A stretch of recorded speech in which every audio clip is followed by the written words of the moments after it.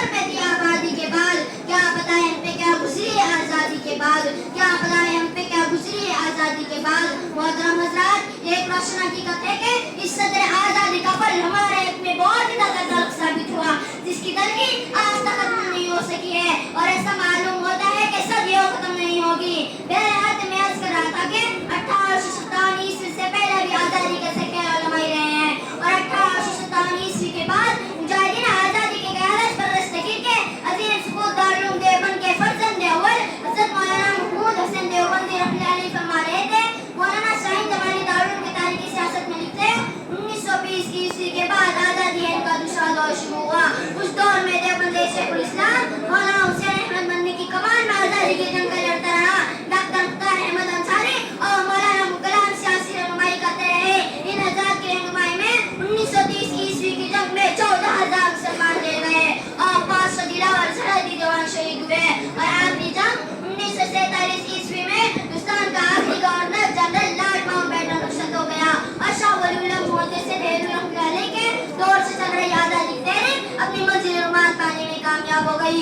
الغرض قصہ مختصر یہ ہے کہ اگر جنگ آزادی میں علماء کرام حصہ نہ لیتے تو ہندوستان کبھی بھی آزاد نہ ہوتا. مقدس اور پاک ہستیوں نے ایسی بے مثال لازوال قربانیاں دی ہیں کہ جن کی نظیریں پیش کرنے سے تاریخی و معزز و قاصر اور عقل انسانی حیران ششدر ہے.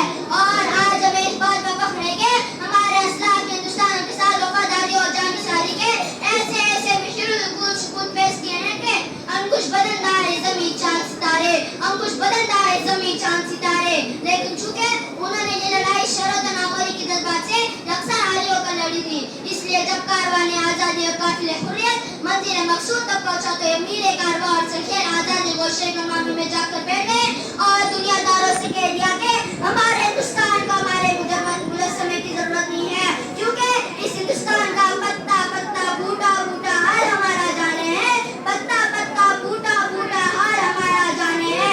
جانے نہ جانے گل ہی نہ جانے باغ تو سارا جانے ہے. جانے نہ جانے گل ہی نہ جانے باغ تو سارا جانے ہے.